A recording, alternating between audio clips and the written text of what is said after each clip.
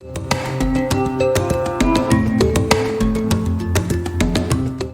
let's start our today's session. Assalamu alaikum everyone. This is Sayyid Ashar Ali, GDSC core member lead from Safety University of Engineering and Technology. तो आज की जो हमारी workshop है वो है component level optimisation हम react में किस तरह से कर सकते हैं। लास्ट वर्कशॉप के अंदर हमने कोविड-19 एप्लीकेशन के बारे में देखा था, बट कुछ टेक्निकल इश्यूज़ की वजह से जो है हम एप्लीकेशन कंप्लीट नहीं कर पाए थे। बेसिकली हमने स्टार्ट ही की थी, लेकिन डेटा हैंडलिंग के टाइम जो है हमें कुछ इश्यूज़ हो गए थे और हमारी वर्कशॉप का टाइम भी एंड हो गया था। तो इस वर्कशॉप की जो आज की जो वर्कशॉप का टॉपिक है उसके बाद हम अपनी कोविड ऐप देख लेंगे, जो मैंने पूरी डिज़ाइन करके रखी हुई है। आपको उसका प्रोसीजर समझा दूँगा, बाकी जो है उसका कोड आपको मिल जाएगा ताकि आपको जो है उसमें प्रैक्टिस कर सकें। तो आज की वर्कशॉप हम स्टार्ट करते हैं। आज की वर्कशॉप के अंदर हमारे पास है कंपोनेंट लेवल ऑप्टिमाइजेशन। अब ये कंपोनेंट लेवल ऑप्टिमाइजेशन क्या है और इसकी ज़रूरत क्यों पड़ती है, उसके बाद आगे हम स्टोरी में चल लेते हैं कि रिएक्ट जो है, जब भी हम रिएक्ट इंस्टॉल कर रहे होते हैं उसका एक फ़ायदा तो मैंने आपको बताया था सबसे स्टार्टिंग के ऊपर कि हमारे पास कोड मेंटेनेबिलिटी जो है काफ़ी अच्छी हो जाती है रिएक्ट के अंदर।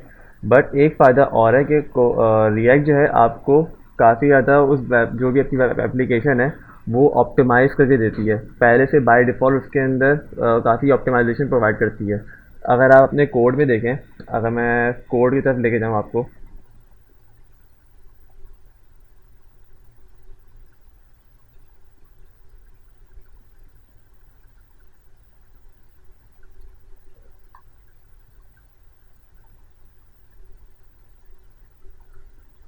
मेरी स्क्रीन शो हो रही है।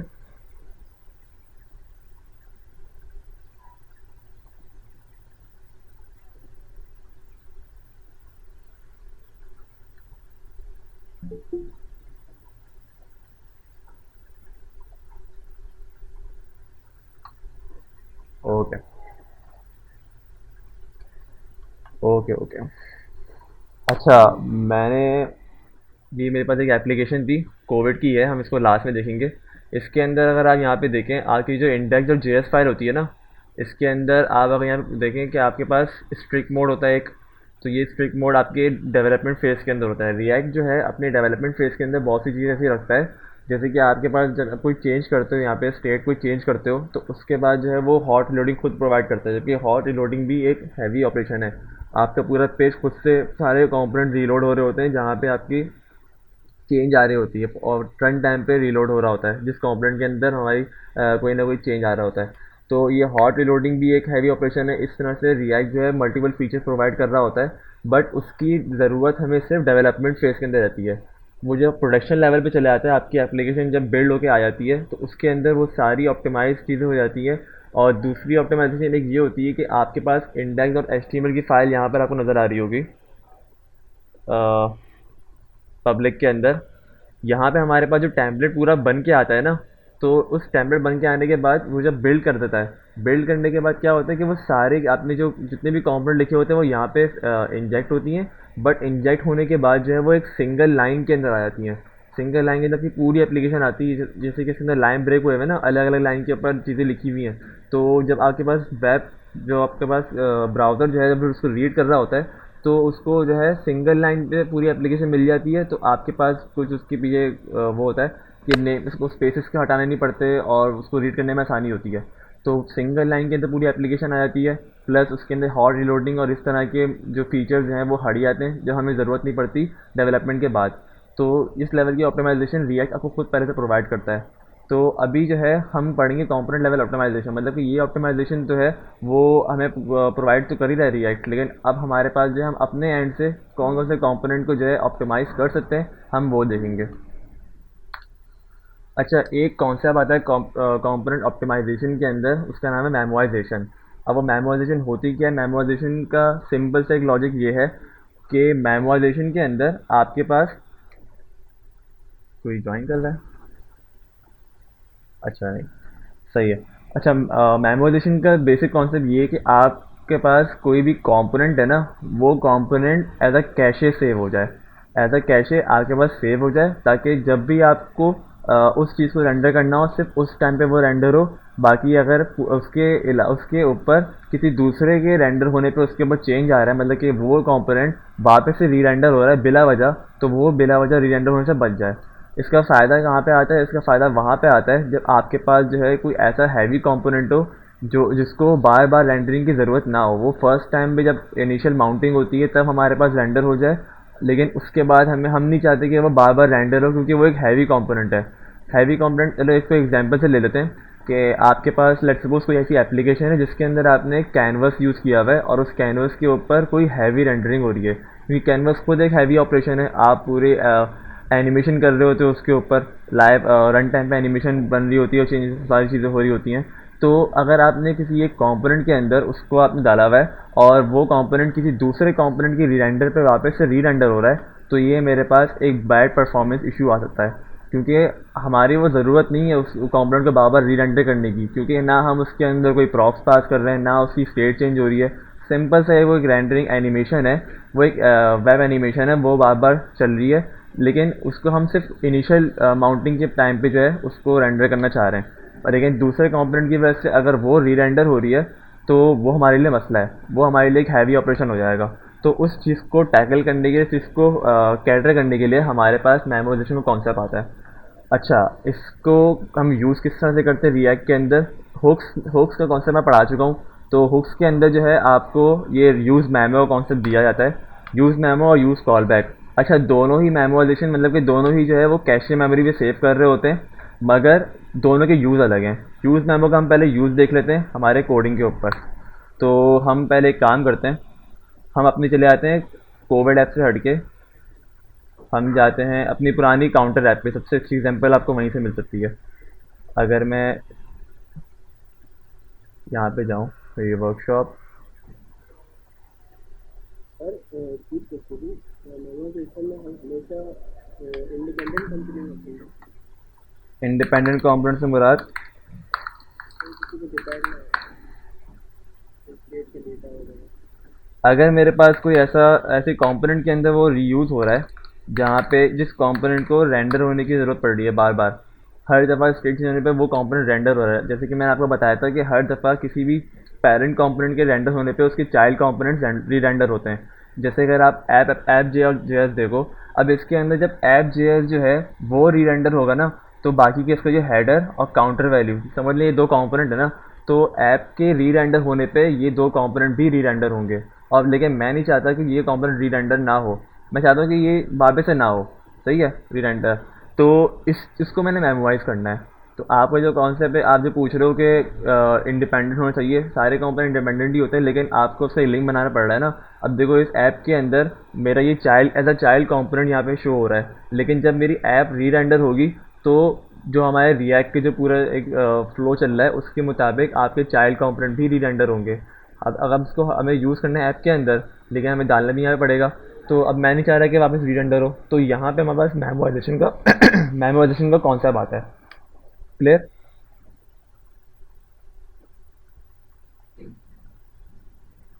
सवाल किसने किया था मुझसे? क्लियर हो गया आपको जवाब? ओके। अच्छा, ये हमारी कोई एप्लीकेशन थी, पहले मैं इसको रन करके देख लेता हूँ पुरानी वाली को। अच्छा, ये ऑफ ही है। सही है। यार्न स्टार्ट, ये एप्लीकेशन मेरे पास रन हो जाए। इस पर मैंने रिडक्स इम्प्लीमेंट की हुई थी। अच्छा, रिडक्स में हटा देता हूँ। कंपोनेंट के अंदर मुझे इसकी ज़रूरत नहीं है, इसकी भी ज़रूरत नहीं है।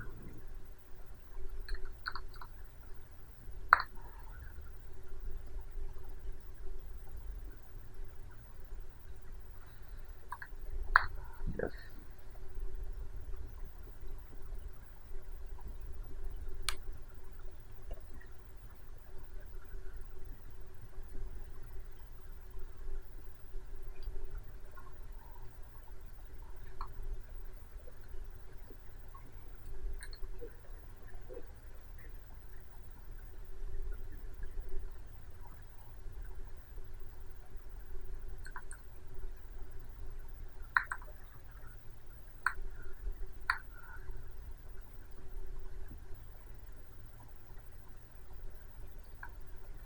हमारी ये काउंटर ऐप है, मैं जल्दी से इसके अंदर वो बना लेता हूँ।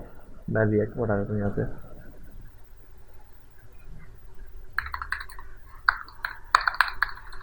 फंक्शनल कॉम्पोनेंट में इसको हम चेंज करेंगे। हमने हुक्स का कॉन्सेप्ट पढ़ लिया है, हम यूज स्टेट यूज़ करेंगे यहाँ पे, तो हमें यहाँ पे क्लास कॉम्पोनेंट यूज़ करने की ज़रूरत नहीं है अब। सही है, मैं बना देता हूँ 2 काउंटर बना देता हूँ, 2 काउंटर बना देता हूँ और चलिए ठीक है, मैं 3 स्टेट बना के आप लोग काम कर दिखा देता हूँ।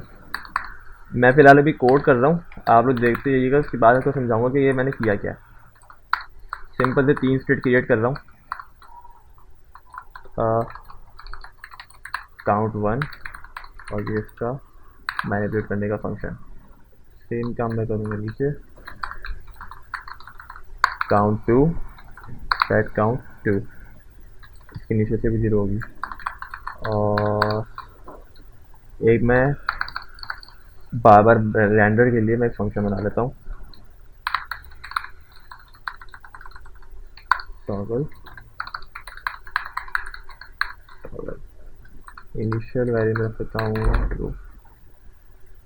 ये हेडर कंपोनेंट है मेरे पास। अच्छा, हेडर तो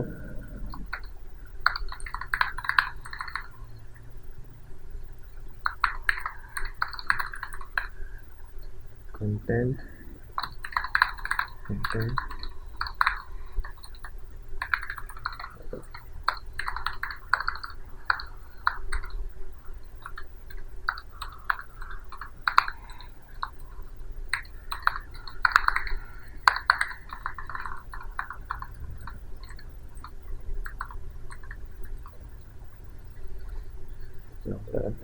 अच्छा, यहाँ मेरे पास आ जाएगा काउंट 1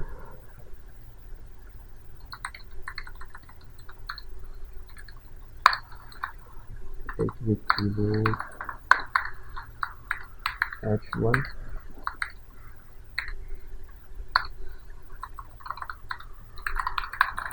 काउंटर 1 और इसको चेंज करने का एक बटन बना लेता हूँ।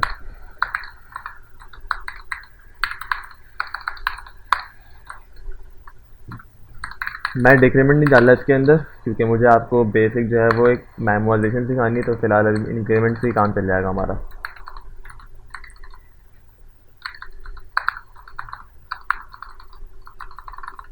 और दोनों पे लगा देता हूँ on click,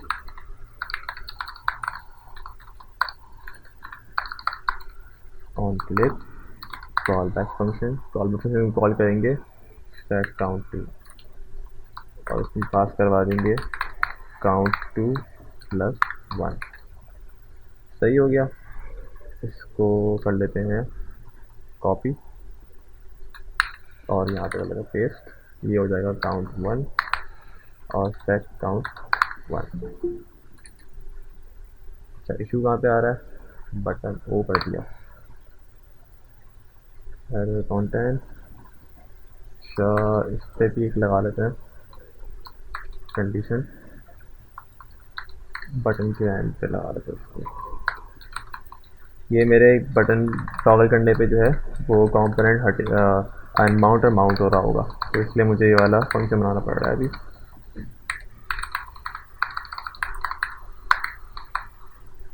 button on click पे मेरे पास क्या हो, मेरे पास चले एक फंक्शन सेट टॉगल,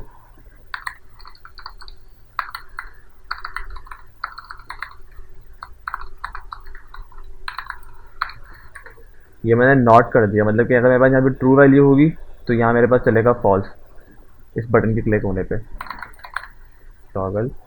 और यहाँ मैं एक कंडीशनल रेंडरिंग कर लेता हूँ कि मेरे पास अगर टॉगल की वैल्यू ट्रू होगी तभी ये आपके पास एडर रन हो। अच्छा, अभी वो कोड समझा देता हूँ, टेंशन वाली बात नहीं है। ये मेरे पास सिंपल से एक वो आ गया। अच्छा, मैं कोड सेपरेट कर लेता हूँ, काम करता हूँ basic hack HR.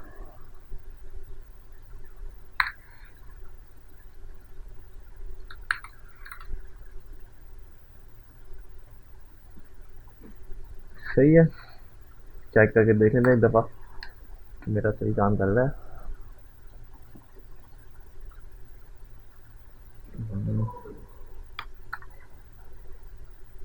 Count counter one toggle, सही है। और यहाँ पे मैं कर लेता हूँ ताकि मुझे पता चले कि ये बार बार रेंडर हो रहा है कि नहीं। एक कंसोल करवा लेते हैं, हेडर रेंडर। अच्छा, बेसिकली अब मैं कोड समझा देता हूँ कि मैंने यहाँ पे फिलहाल यहाँ पे किया क्या है। ये मेरे पास जो है, मैंने सिंपल से 3 स्टेट क्रिएट करें। एक काउंटर 1 के लिए, एक मैंने ये काउंटर बनाया था, और दूसरा काउंटर 2 के लिए। यहाँ तक तो किसी को कोई कन्फ्यूजन नहीं होनी चाहिए, क्योंकि हमने जो है वो ऑनक्लेव फंक्शन लगाया है। सिंपल हमने ऑनक्लेव फंक्शन लगाया हुआ है। हमारे हर क्लिक करने के बाद वो स्टेट वापस चेंज हो रही है, +1 कर रहा है वो। और जो जी टॉगल है ना, टॉगल के लिए मैंने क्या किया है, सेट टॉगल, मतलब कि पहले इनिशियल वैल्यू मेरे पास क्या थी, ट्रू थी। लेकिन जब मैं क्लिक कर रहा हूँ उसके ऊपर, तो जो ट्रू होगी वो फॉल्स हो जाएगी। तो यहाँ पे स्टेट चेंज हुई, फॉल्स हो गई। अब वापस से क्लिक करूँगा ना, तो यहाँ फॉल्स होगा, तो फॉल्स को इन्वर्ट कर देगा। ये इन्वर्ट करने के लिए मैं लगाया हुआ है नॉट ट्रू, नॉट टॉगल। तो ये किसी को कंफ्यूजन तो नहीं है कोड में? कोड एक दफ़ा देख लो सारे। सिंपल सा 3 स्टेट हैं, 3 स्टेट को मैंने बटन के थ्रू मैनिपुलेट करवाया है और डिस्प्ले करवाया है। और यहाँ जो मैंने कंडीशनल रेंडरिंग करी है, मतलब कि मेरे पास टॉगल टॉगल की वैल्यू जब ट्रू होगी, और तभी मेरे पास जो है आगे वाला कंपोनेंट शो करवाए। अगर टॉगल की वैल्यू फॉल्स होगी, तो यहाँ मेरे पास ये चीज़ शो नहीं होगी। तभी हमारे पास जो है टॉगल पे क्लिक करने के बाद यहाँ पे वैल्यू हो गई फॉल्स। फॉल्स के होने पे हमारा हेडर कंपोनेंट जो है वो रेंडर नहीं हुआ। सही हो गया। कोड में किसी हो गई मसला? बहुत सिंपल सा मैंने किया है। मुझे जल्दी से बता दे कोई टेक्स्ट पे, किसी को इशू लग रहा है इसमें तो मुझे बताए। ये सारी पुराने वर्कशॉप हैं, ये सब रिएक्ट हुक्स मैंने किस तरह से इम्प्लीमेंट करवाया, स्केडो किस तरह से चेंज करवाया, ये सारे पुराने वर्कशॉप के अंदर किया हुआ काम। सही है। अच्छा, अब अगर एक चीज़ नोटिस करो मेरे पास, मैं आप लोगों को दिखा देता हूँ।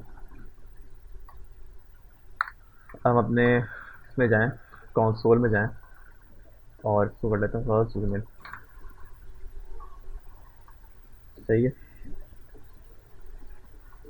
अच्छा, मैंने किया कंपोनेंट रिफ्रेश किया, इनिशियल माउंटिंग हुई, मेरे पास पूरा ऐप कंपोनेंट री रेंडर हुआ। सही हो गया। ऐप कंपोनेंट री रेंडर हुआ, तो मेरे पास हेडर भी कंपोनेंट री रेंडर हुआ हो, क्योंकि हमारे पास जो है इसका चाइल्ड कंपोनेंट है। कहाँ पे चला गया ये रहा। क्योंकि ऐप का चाइल्ड कंपोनेंट कौन सा है, हेडर है, तो इससे ये भी हेडर हुआ होगा। तो हमारे पास इनिशियल माउंटिंग हो गई, हमारे पास इनिशियल माउंटिंग हो गई। अब देखो, मैं टॉगल हटा रहा हूँ, हट गया, वापस से लेकर आया, तो वापस से वो इनिशियल माउंट, वापस से वो माउंटिंग फेस में गया, क्योंकि मैंने अनमाउंट कर दिया था ऐप से। तो अब वो वापस से जो क्या हुआ, वापस से माउंटिंग फेस में गया। लेकिन अगर यहाँ पे नोटिस करो, मैं काउंटर की वैल्यू चेंज कर रहा हूँ, तो भी मेरे पास हेडर वापस से रेंडर हो रहा है। जिसकी मैंने पहले बात की थी मेमोराइजेशन के अंदर, कि हमारे पास किसी दूसरे ऐप के चेंज होने पे हमारा जो दूसरा ऐप, दूसरे कंपोनेंट है, वो जो अननेसेसरी जो री रेंडर हो रहा है। ना कि मैं हेडर को कुछ छेड़ रहा हूँ, ना कुछ कर रहा हूँ, लेकिन मेरे एक कंपोनेंट के चेंज होने पे दूसरा कंपोनेंट री रेंडर हो रहा है। और अगर वो कंपोनेंट हैवी ऑपरेशन कर रहा होगा, तो मेरी परफॉर्मेंस हर्डल आ सकता है मेरे एप्लीकेशन के अंदर। तो मैं इस चीज़ को टैकल करने के लिए मेमोराइजेशन को यूज़ करूँगा। तो मेरे पास जो कंपोनेंट मैं इसको चेंज कर रहा हूँ, क्योंकि ये स्टेट किस में बनी हुई है, ये स्टेट मेरे पास बनी हुई है ऐप के अंदर। ऐप के अंदर कोई स्टेट चेंज हो रही है, वो उसको अपडेट कर रहा है। अपडेट करने के बाद लाइफ साइकिल मेथड के थ्रू अपडेट कर रहा है, और उसके बाद जो है मेरे पास कंपोनेंट री रेंडर हो रहा है, इसका चाइल्ड कंपोनेंट री रेंडर हो रहा है। इसको मुझे ख़त्म करना है। ये मेरे पास एक परफॉर्मेंस हर्डल आ सकता है, तो मुझे इसको ख़त्म करना है। इसको ख़त्म करने का सिंपल से तरीका ये है कि आप अपने हेडर जेएस में जाओ, मतलब कि वो कंपोनेंट जिसको आप नहीं चाह रहे कि पहले कंपोनेंट के रेंडर होने पे वो कंपोनेंट री रेंडर हो, तो जिस कंपोनेंट में आप चाह रहे हो कि री रेंडरिंग ना हो, वो स्टैटिक रहे, तो उसके अंदर हम यूज़ करेंगे यूज़ मेमो का कॉन्सेप्ट। आप रिएक्ट से लेकर आ जाओ मेमो। सही है। और इसको आपने हाई ऑर्डर फंक्शन के थ्रू अपने इसको मेमो से गुजार दिया। सही हो गया। आपने इसको मेमो से गुजारा। अब देखो क्या होता है मेरे पास, मैंने टॉगल कर रहा हूँ, तो ये तो मेरे पास चेंजेस आ रहे हैं। We can also use call back. Use call back में आता हूँ, क्या है यूज़ कॉल बैक। टॉगल कर रहा हूँ, तो ये तो चेंज हो रहा है, लेकिन मेरे, अब देखो, काउंटर के चेंज होने पे मेरे पास कंपोनेंट री रेंडर हो रहा है। 3 दफ़ा मैंने किया हुआ है। चलो मैं इसको रिफ्रेश कर लेता हूँ। कहाँ चला गया? चलो मैंने इसको रिफ्रेश कर दिया। मेरे काउंटर चेंज होने पे क्या मेरा हेडर कंपोनेंट री रेंडर हो रहा है? मैंने 2 काउंटर भी चला रहा हूँ, क्या मेरा री रेंडर हो रहा है? हेडर,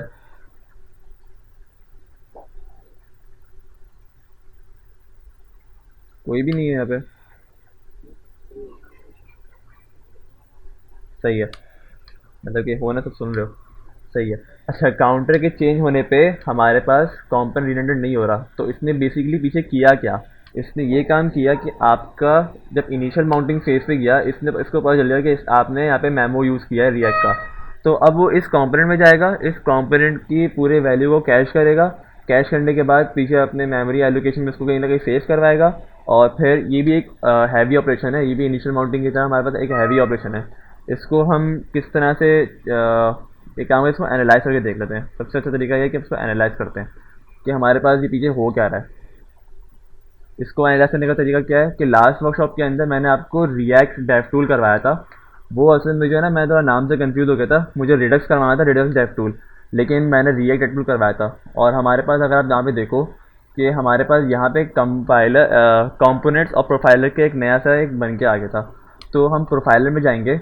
अब ये प्रोफाइलर क्या करेगा, ये मेरी पूरी ऐप की जो फेजेज है ना, जो भी स्टेट चेंज हो रही होती है या कुछ भी, उसको वो कर रहा होता है, मॉनिटर कर रहा होता है। तो मैंने किया अपना कंपोनेंट रिफ्रेश, अभी कुछ भी नहीं है। मैंने इसको किया स्टार्ट। सही है, अब मैं कंपोनेंट, मेरी प्रोफाइलिंग चल रही है। अब मैं इसको कर रहा हूँ क्लिक, किसी भी अपने स्टेट को चेंज कर रहा हूँ। तो अब देखो क्या होता है। अच्छा, मैंने मेमो लगाया हुआ है, मेमो लगाया हुआ है, सही है। अभी मेमो में हटाता हूँ, उसके बाद आपको दिखाता हूँ। अब देखते हैं। इसको मैंने किया खाली, रिफ्रेश किया, स्टार्ट करा। मैं कर रहा हूँ अपने कंपोनेंट में चेंजेस। इसको मैंने पॉज कर दिया। अब देखो मेरे पास यहाँ पे बन के आ गया। ये जो पहले ऐप है, ये पूरी पूरी ऐप है।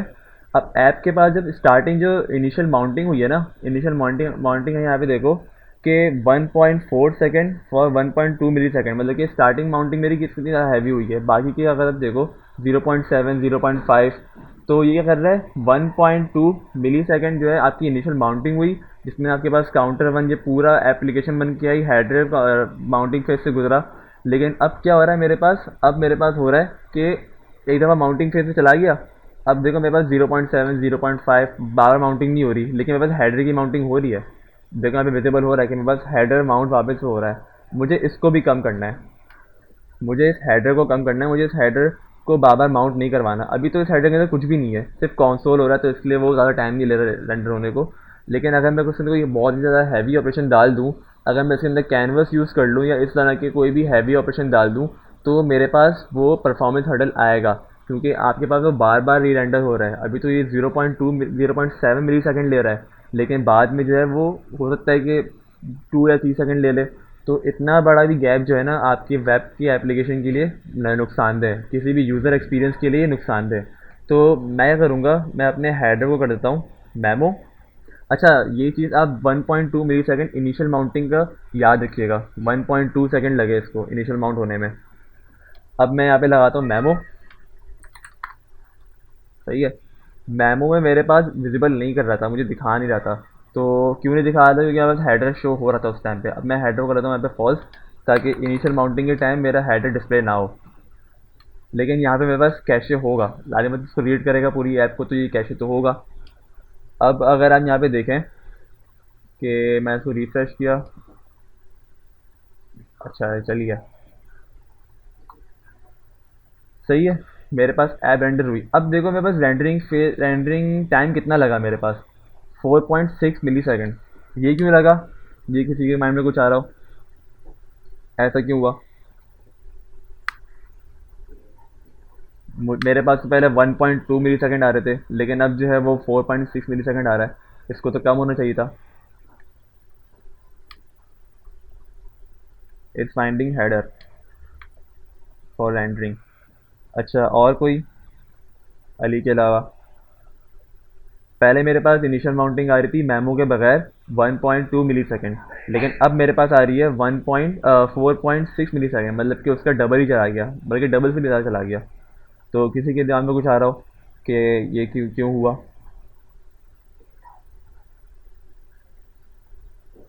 और कोई नहीं? चलो कोई बात नहीं। अच्छा, मेरे पास जो है 4.6 मिली सेकेंड इसलिए आ रहा है, जैसे मैंने आपको बताया कि वो कैशे करवा रहा होता है। हमेशा जब भी आप मेमो यूज़ करते हो किसी कंपोनेंट के ऊपर, तो मतलब कि वो जो पूरी वैल्यू है ना, पूरा कंपोनेंट उसको पीछे कैश करवा रहा होता है। उसके पीछे भी काफ़ी ऑपरेशन परफॉर्म हो रहा है कि आपने बस कैशे करवा रहा है, उसको मेमोरी एलोकेट कर रहा है, फिर बाकी उसके अंदर एक शैलो कंपैरिजन हो रही होती है, जिसकी बेस पे आपके पास पता चलता है कि अब आपको चेंज करना है कि नहीं करना। तो ये वो चीज़ें हैं जो कि और बैक एंड पे ऑपरेशन चल रहे होते हैं जो रिएक्ट परफॉर्म कर रहा होता है। तो इसलिए इनिशियल माउंटिंग के अंदर एक तो हमारे पास था 1.2 मिली सेकेंड, जिसके अंदर आपके सारे के सारे कंपोनेंट जो है वो अपने पास इनिशियल माउंट हो रहे हैं, माउंटिंग फेज चल रहा है उसका। लेकिन उस माउंटिंग फेज के साथ साथ अब कैशे भी होने लगा है उस एक कंपोनेंट के ऊपर, तो इसलिए इनिशियल फेज आपके पास डबल हो गया, क्योंकि वो कैशे भी एक हैवी ऑपरेशन है। तो इसलिए कहा जाता है, क्योंकि लोगों के माइंड में ये आता है ना कि चलो भाई, इससे मेरे पास मेमोराइजेशन की हेल्प से मैं अपने कंपोनेंट को बार बार रेंडर होने से बचा सकता हूँ। लेकिन मैं उसको बार बार यूज़ नहीं करूँगा, मैं मेमोराइजेशन को सिर्फ तब यूज़ करूँगा जब मेरे पास कोई परफॉर्मेंस हर्डल आ रहा हो। रिएक्ट आपके ऑप्टिमाइजेशन करने के बाद भी आपके पास कोई ना कोई वेब में प्रॉब्लम आ रही हो, तब मैं मेमोराइजेशन यूज़ करूँगा। उसके अलावा मैं यूज़ नहीं करूँगा, क्योंकि मेरे पास जो है वो एक हैवी ऑपरेशन है, और ये हैवी ऑपरेशन मेरे पास इनिशियल फेज के अंदर मसला कर सकता है।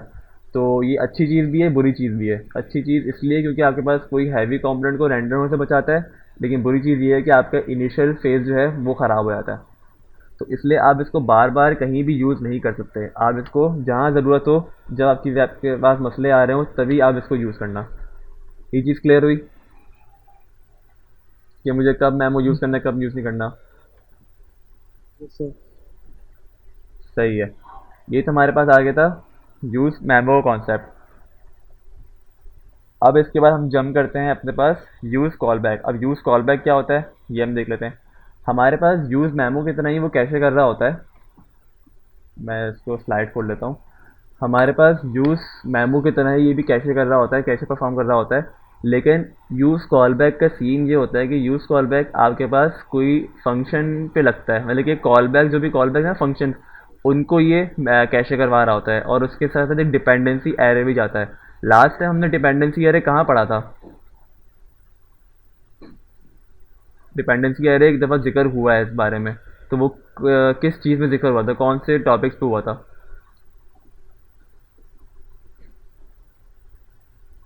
यूज इफेक्ट, सही। हमने यूज इफेक्ट के अंदर डिपेंडेंसी एरे का कॉन्सेप्ट पढ़ा था कि डिपेंडेंसी एरे के अंदर वो वैल्यूज़ जाती हैं जिसके चेंज होने पे आपका वो जो जो भी ऑपरेशन है वापस से रन करे। तो इसके अंदर यूज़ कॉलबैक के अंदर भी हमारे पास डिपेंडेंसी एरे आता है। हमारे पास डिपेंडेंसी एरे आता है। तो इसको हम इम्प्लीमेंट किस तरह से करते हैं, हम वो पहले वो देख लेते हैं। मैं यहाँ से मेमोराइजेशन हटा रहा हूँ। मेमो का काम हमारा हो गया फिनिश। मेमो समझा दिया। अब हमारे पास आते हैं आपके यूज़ उसके ऊपर, कॉल बैक के ऊपर।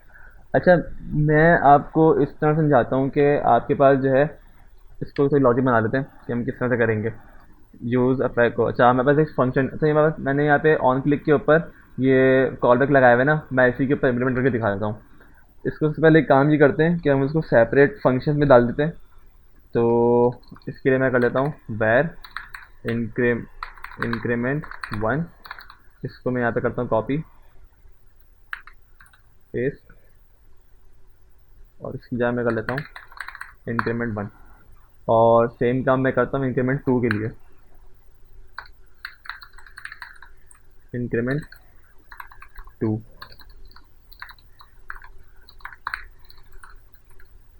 सही है, इंक्रीमेंट 2। कुछ चेंज नहीं आया मेरे पास। मेरे पास सिंपली जो है क्या कर रहा है, सिर्फ मैंने फंक्शन दूसरे में उठा के डाल दिया, उसको मैंने डिक्लेयर कर दिया, और वहाँ पे मैंने उसको इन्वोक कर रहा हूँ। कोई मसला नहीं आ रहा, कुछ भी नहीं आ रहा, सिंपल है। अच्छा, मेरे पास ये रेंडर नहीं हो रहा, इंक्रीमेंट 2 रेंडर नहीं हो रहा, क्यों नहीं हो रहा भाई? इंक्रीमेंट 2 रेंडर नहीं हो रहा था, अब हो रहा है, अब हो रहा है, सही है।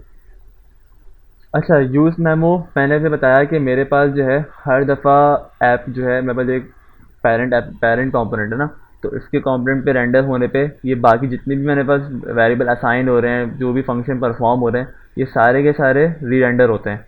तो मैं नहीं चाह रहा कि मेरे पास कोई ऐसा फंक्शन जो कि कोई हैवी ऑपरेशन परफॉर्म कर रहा हो, मैं नहीं चाहता कि वो बार बार मेरे लिए इनिशियलाइज करवाए और बार बार उसको कंप्यूट करवाए। अगर मेरी वैल्यूज भी चेंज ना हो रही हो, सिर्फ मैं जो हूँ उसको री एंटर करवा रहा हूँ, ज़बरदस्ती करवाना पड़ रहा है मुझे, तो क्योंकि मेरे जो पेरेंट एप्लीकेशन है ना, पेरेंट कंपोनेंट है, वो बार बार री रेंडर हो रहा है। तो अब मैं जो हूँ किसी फंक्शन को मेमोराइज करना चाह रहा हूँ, उस फंक्शन को कैश करना चाह रहा हूँ, ताकि वो फंक्शन मेरे पास वापस से जो है री रेंडर ना हो। इस कॉन्सेप्ट के अंदर हमारे पास यूज़ कॉलबैक का फंक्शन आता है। यूज़ कॉलबैक का कॉन्सेप्ट यहाँ पे हमारे पास लगता है। अब इसको इम्प्लीमेंट किस तरह से करते हैं, हम पहले वो देख लेते हैं। सेम काम हमारे पास जो है यहाँ से उठ कर आएगा यूज़ कॉलबैक, और हम क्या करेंगे, सिर्फ इस यूज़ कॉलबैक को यहाँ पे इससे रैप कर देंगे।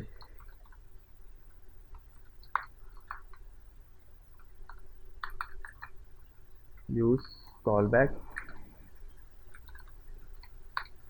और हमने इसको कर दिया रैप। मैं इसको कर देता हूँ, इसकी डिपेंडेंसी अरे देता हूँ फिलहाल खाली। मेरे पास वार्निंग आ जाएगी कि तुमने खाली क्यों दी। अभी इसको इग्नोर करेंगे, ये हमारा वार्निंग आ गई कि हमें डिपेंडेंसी अरे खाली नहीं छोड़ना। अच्छा, अब हम देखते हैं ये क्या करेगा, ये फंक्शन जो है ना बाद में बस इनिशियलाइज नहीं होगा, एक दफ़ा मेरे पास बन के आएगा। इसको हम टेस्ट कर लेते हैं।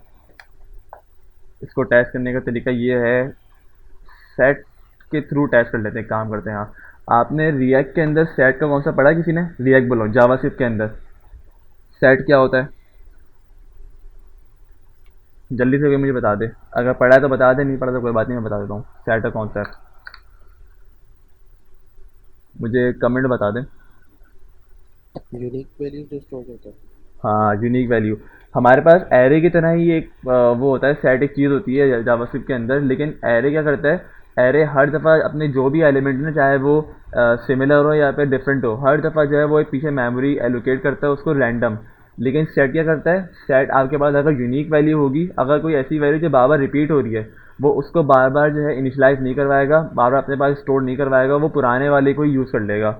जैसे कि हमारे पास अगर सेट है, सेट दो चीज़ों के ऊपर यूनिकनेस चेक कर रहा होता है, एक आपकी वैल्यू और एक आपके पास मेमोरी एलोकेशन। जैसे कि मैंने अभी यहाँ बताया कि हमारे पास दो फंक्शंस हैं, मैं नहीं चाहता कि मेरे पास बार बार ये डिक्लेयर हो, ये बार बार वापस से बने। तो मैं इसको सेट के हेल्प से आपको प्रूव कर सकता हूँ कि हमारे पास जो है कोई भी ये बार बार नहीं चलेंगे। तो मैं इसको टेस्ट कर लेता हूँ। इसके लिए पहले मुझे करना पड़ेगा, एक फंक्शन बना लेता हूँ मैं आउटसाइड दी कंपोनेंट, क्योंकि मैं चाह रहा हूँ कि कंपोनेंट री रेंडर हो लेकिन मेरा फंक्शन बार बार री रेंडर ना हो। तो मैंने यहाँ बना दिया अपना एक सेट, फंक्शन सेट के नाम से, और इसको मैं इनिशियलाइज करवा रहा हूँ एक न्यू सेट। मतलब कि ये मेरे पास जो है एक सेट है, ये फंक्शन सेट जो है पूरा एक सेट है जो कि कंटेन करेगा मेरे पास जो मेरे पास इंक्रीमेंट 1 और इंक्रीमेंट 2 का फंक्शन। तो मैं यहाँ पे एक काम करता हूँ, फंक्शन सेट डॉट ऐड, जैसे हम वहाँ पे पुश करते थे, ऐड डॉट पुश करते थे, यहाँ पे हम क्या करते हैं, इंक्रीमेंट ऐड करवा रहे होते हैं। सेम मैं काम करता हूँ, फंक्शन डॉट ऐड इंक्रीमेंट 2, सही हो गया। ये जब भी इनिशियल माउंट होगा तो मेरे पास ये दो फंक्शन जो हैं पहले इसके अंदर फंक्शन सेट के अंदर ऐड हो जाएंगे, फंक्शन सेट। सही है, कोई एरर नहीं है, कुछ नहीं है। देखो मैंने क्या बताया था, अभी फ़िलहाल जो है सही है, ये नज़र आ रहा है मेरे पास जो है ये app number line number 16 app के अंदर। मतलब कि मेरे पास जो फंक्शन सेट है ना, इसने दो दफ़ा जो है इंक्रीमेंट 1 और इंक्रीमेंट 2 दोनों फंक्शंस को जो है बार इसमें ऐड कर दिया। अब मैं क्या करूँगा, अब मैं अपनी स्टेट चेंज करूँगा। इस स्टेट चेंज होने के बाद क्या होगा, ये मेरे पास कंपोनेंट री रेंडर होगा, कंपोनेंट री रेंडर होने के बाद मेरे पास ये वापस से इनिशियलाइज होना चाहिए, ये इनिशियलाइज होगा, लेकिन मेरे पास सेट के अंदर ये चीज़ ऐड नहीं होनी चाहिए। मेरे पास ऐड हो रही है, मेरे पास देखो ये ऐड हो रही है, क्योंकि जब नेक्स्ट टाइम ये इनिशियलाइज हुआ होगा ना, तो मेरे पास इसकी जो पहली वैल्यू होगी, सपोज करो पहले इसकी मेमोरी एलोकेशन होगी 101, लेकिन वापस से इसको इनिशियलाइज करने के बाद वापस से ये री रेंडर हुआ तो इसकी वैल्यू हो जाएगी, इसके कैशे पीछे और रैंडम हो जाएगी, वो 101 नहीं रहेगी, वो रहेगी मेरे पास कोई दूसरी। तो ये हमारे पास होता है कि सेट जो है हमारे पास कोई डिफरेंट वैल्यू एक्सेप्ट नहीं करता, सेट हमारे पास यूनिक वैल्यू को ऐड करता है। अच्छा, सही है, ये अलग उसमें हो रहा है ना। अच्छा, मेरे पास अब ये वापस से रेंडर नहीं हो रहा, इसको मैं ज़रा थोड़ा समझा देता हूँ कि मेरे पास वहाँ पे हो क्या रहा है। हमने फंक्शन का नया सेट बनाया, हमने उसको ऐड करवा दिया और हमने उसको ये वाले फंक्शन जो है इसके अंदर हमने ऐड कर दिए, सही हो गया। अब ये वापस से हमारे पास ये क्या हो रहा है कि हमारे पास यूज़ कॉल बैक क्या कर रहा है, हमारी वैल्यूज़ को चेंज नहीं कर रहा, लेकिन ये फंक्शन तो ऐड हो रहा है ना, इस फंक्शन तो हमारे पास ऐड हो रहे हैं इसके अंदर, हमारे पास फंक्शन सेट के अंदर। तो अब इसको क्या करेंगे, अगर मैं यहाँ से कॉल बैक हटा दूँ, यूज़ कॉल बैक हटा देते तो क्या करता है, हमारे पास क्या होता है।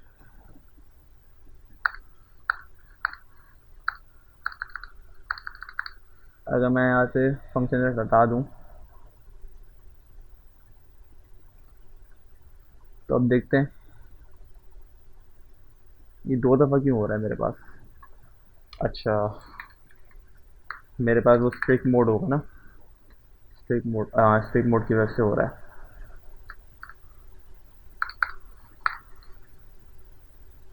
स्ट्रिक्ट मोड की वजह से ही हो रहा था,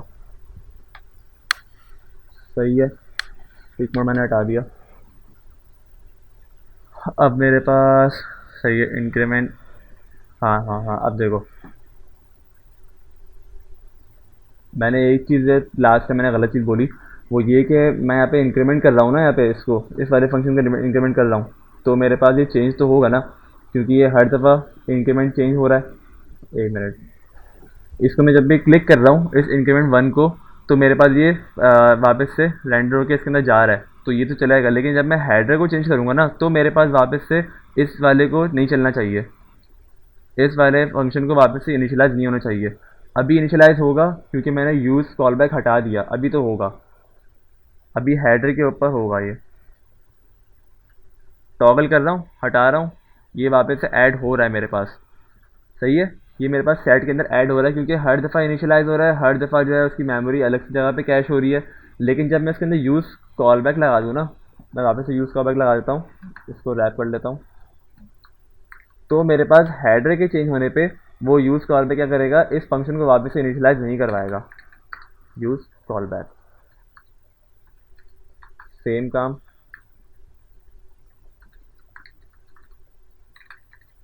यूज़ कॉल बैक। अभी क्या हो रहा था, अभी मेरे पास यूज़ कॉल बैक नहीं लगा हुआ था, तो मैंने हेडर को चेंज कर रहा हूँ ना, हेडर को टॉगल कर रहा हूँ, तो इसकी वजह से पूरी ऐप चेंज हो रही है। तो हेडर को टॉगल करने पे क्या होगा कि मेरे पास जो है ये वाला फंक्शन चलना नहीं चाहिए, अब नहीं चलना चाहिए क्योंकि मेरे पास कॉल बैक लगा चुका हूँ। अब जैसे करके देखें तो एक दफ़ा, अभी भी हो रहा है, क्यों हो रहा है भाई। शायद वो डिपेंडेंसी लगाए। नहीं नहीं, इसको एक मिनट रुकना, सही है, इसको नहीं होना चाहिए था। हाँ नहीं हो रहा है, डिपेंडेंसी एरर के साथ मसला आ रहा था। तो देखो मैं टॉगल हटा रहा हूँ, टॉगल कर रहा हूँ, क्या मेरे पास अब जो है वो चेंजेस हो रहे हैं, मेरे पास वापस से कोई फंक्शन इसके अंदर ऐड हो रहा है सेट के अंदर, नहीं हो रहा। क्यों नहीं हो रहा, क्योंकि सेट जो है मेरे पास यूनिक वैल्यू लेता है। यूनिक वैल्यू का मतलब कि मेरे पास एक दफ़ा जो है ये मेमोरी एक जगह कैश हो गई है, उसी मेमोरी एलोकेशन के ऊपर मेरे पास यहाँ पे सेट हो चुका है। अब वो वापस से जब उसको ऐड करना चाह रहा है तो उसको ऐड नहीं करेगा, डायरेक्ट कंसोल कर रहा है। कंसोल करने पे क्या हो रहा है कि फर्स्ट टाइम जो हमारे पास दो फंक्शन ऐड हुए थे वही लोकेशन है, उसी लोकेशन का बराबर दिखा रहा है। तो सेट ने हमें प्रूफ कर दिया कि हमारा यूज़ कॉल बैक सही जगह काम कर रहा है। लेकिन एक बग है, एक बग क्या है कि मेरे पास जब मैं इसको काउंटर को चेंज कर रहा हूँ ना, अब देखो मेरे पास वैल्यू चेंज नहीं हो रही मेरे यहाँ पे काउंटर पे, क्योंकि मेरे पास एक दफ़ा वो फंक्शन पीछे कैश हो गया है, तो वो वापस से चेंज नहीं हो रहा। ये देखो इंक्रीमेंट कर दिया मैंने, फर्स्ट टाइम पे चला 0+1 1 हुआ, उसने जाके सेव करवा दिया, लेकिन अब 1 के बाद जो है ना वो चेंज नहीं कर रहा उसको। तो यहाँ मेरे पास मसला आ गया, यूज़ कॉल बैक को यूज़ करने का मेरे पास मसला आ गया कि वापस से उसको इंक्रीमेंट नहीं कर रहा। तो इसको चेंज करने के लिए, इसको कैटर करने के लिए हमारे पास यहाँ पे डिपेंडेंसी एरे मौजूद है। मतलब कि अब क्या करेगा, हम डिपेंडेंसी एरे के अंदर वो वैल्यू डालेंगे जिसके चेंज होने पे हमारा ये वाला जो फंक्शन है ये वापस से क्या हो, वापस से कैशे से रिमूव हो और वापस से कैशे में स्टोर हो। मतलब कि चेंज होगा यहाँ पे हमारे पास। तो किसकी वैल्यू पे चेंज हो रहा है हमारे पास, काउंट वन की वैल्यू पे चेंज हो रहा है यहाँ पे।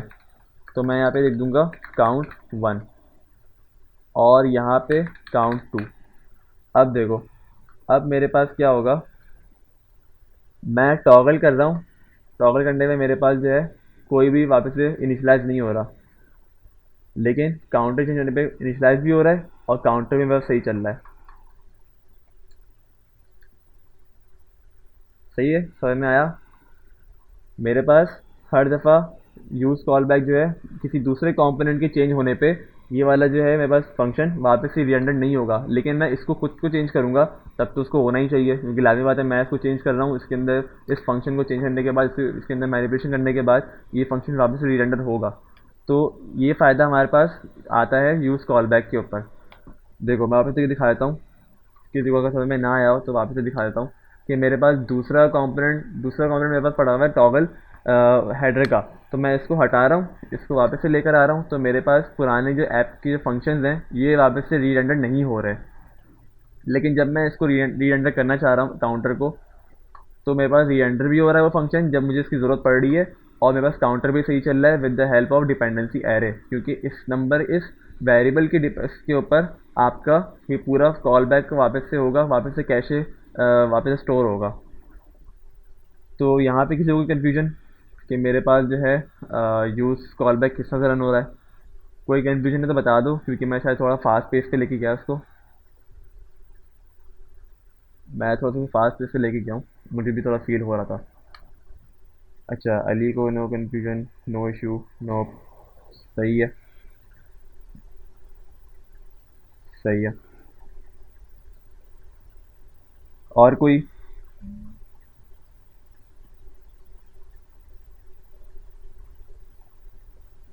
और किसी को कन्फ्यूजन? यूज़ कॉल बैक जो है ना, यूज़ कॉल बैक और यूज़ मेमो, दोनों के दोनों हमारे पास मेमोराइजेशन का काम कर रहे हैं, कैशे का काम कर रहे हैं। लेकिन जैसे मैंने बताया था कि मेमो का आपने हर जगह यूज़ नहीं करना, उस तरह से आपको कॉल बैक को भी यूज़ नहीं करना, क्योंकि दोनों हैवी ऑपरेशन है, दोनों आपके लैंडिंग फेस को ख़राब कर सकते हैं। तब आप यूज़ करो जब आपके पास वेब एप्लीकेशन आपकी डाउन हो रही हो, जब आपकी परफॉर्मेंस में कहीं मसला आ रहा हो किसी कंपोनेंट की वजह से, उसको मेमोराइज कर लो, और उसको मेमोराइज करने के बाद उसको इस तरह से आप चेंज भी कर सकते हो। तो हर जगह उसको यूज़ नहीं करना है, जहाँ ज़रूरत हो सिर्फ वहीं यूज़ करना है। हमारे पास कंपोनेंट लेवल ऑप्टिमाइजेशन के अंदर ये दो चीज़ें आती हैं। और हमारी वर्कशॉप जो आज की है वो ज़्यादा लंबी थी भी नहीं, क्योंकि हमारे पास ये दो सिंपल से कंपोनेंट लेवल ऑप्टिमाइजेशन की चीज़ें थी, यूज़ कॉल बैक और यूज़ मेमो। तो इसलिए आज की वर्कशॉप जो है यहाँ पे एंड होती है। अब पुरानी वर्कशॉप का जो कोविड एप्लीकेशन है ना, उसका फ़्लो देख लेते हैं जल्दी से। तो हम 9 बजे इसको एंड कर देंगे, उसका हम फ़्लो देख लेते हैं। इसको मैं काटता हूँ। इस एप्लीकेशन में किसी को कोई इशू तो नहीं है ना, मुझे भी बता दे, ताकि फिर हम जो अपने कोविड ऐप की तरफ चलें। वैन वी यूज़ मेमो और use call back. Use memo component level optimisation की यूज़ होती है, और यूज़ कॉल बैक जो है मतलब कि आपने यूज़ मेमो आपने किस पे लगाया था, यहाँ पे कंपोनेंट पे लगाया था हायर ऑर्डर फंक्शन के थ्रू। आप उसको हायर ऑर्डर के थ्रू उसको उस कंपोनेंट को वो कर रहे थे, मेमोराइज कर रहे थे। लेकिन कॉल बैक के अंदर आप एक फंक्शन को मेमोराइज कर रहे हो, तो ये चेंज आता है। दोनों के बीच में ये डिफरेंस है, और यहाँ पे हम इसको यूज़ कर सकते हैं। Use call back for functional memorisation, और मेमो किसको यूज़ करेंगे, कंपोनेंट लेवल मेमोराइजेशन को। सही हो गया मास?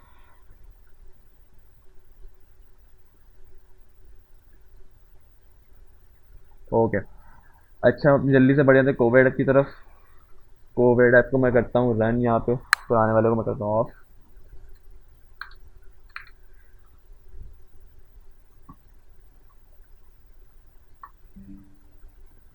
सही, इसका हो गया काम ख़त्म। ये मैं कोड सारे पुश कर दूंगा गिटहब पे, तो कोई मसले वाली बात नहीं है, कोड मिल जाएगा। अच्छा,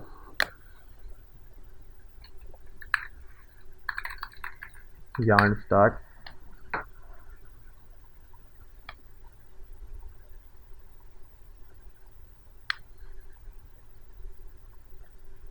ये हमारी कंपोनेंट ऐप थी, कंपोनेंट बोल रहा हूँ, कोविड एप्लीकेशन थी। अच्छा, मेरे पास जो है लास्ट टाइम जो हमने क्या काम किया था, लास्ट टाइम हमने सिर्फ रिडक्स कनेक्ट करवाई थी, तो मैं वो आपको दिखा देता हूँ कि मैंने क्या किया था। यहाँ पे हमने दो स्टेट बनाई थी, दो स्टेट हमने यहाँ पे बनाई थी। यहाँ पे चले जाते हैं। एक स्टेट क्या कर रहा था, मेरे पास पूरे के पूरे कंट्री का डेटा लेकर आ रहा था, कोविड डेटा। और एक स्टेट मेरे पास ये थी जिसके अंदर मैं जो सर्च कर रहा हूँ ना, सिर्फ वो सर्च करने पे वो डेटा मेरे पास उठ के आ रहा था। तो ये हमने ये दो स्टेट बनाई थी, और इस दो स्टेट के एक्शंस, रिड्यूसर्स, और हमने बस ये दो काम किए थे। मेरे पास अगर मैं एक्शंस पे जाऊँ, मैं अभी कॉन्स्टेंट उसमें जाता हूँ, रिड्यूसर में।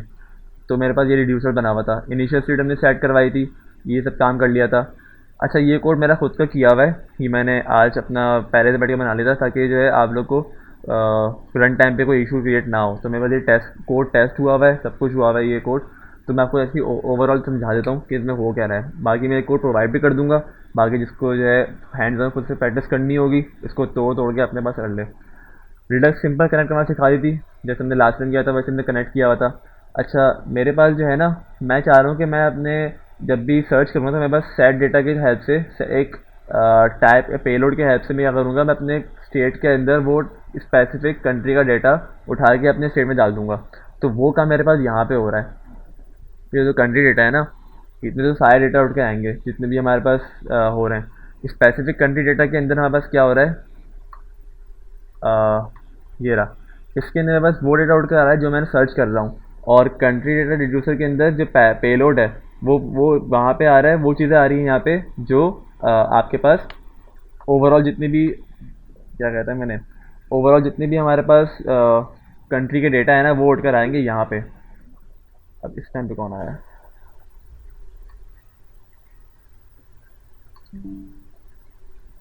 सही है।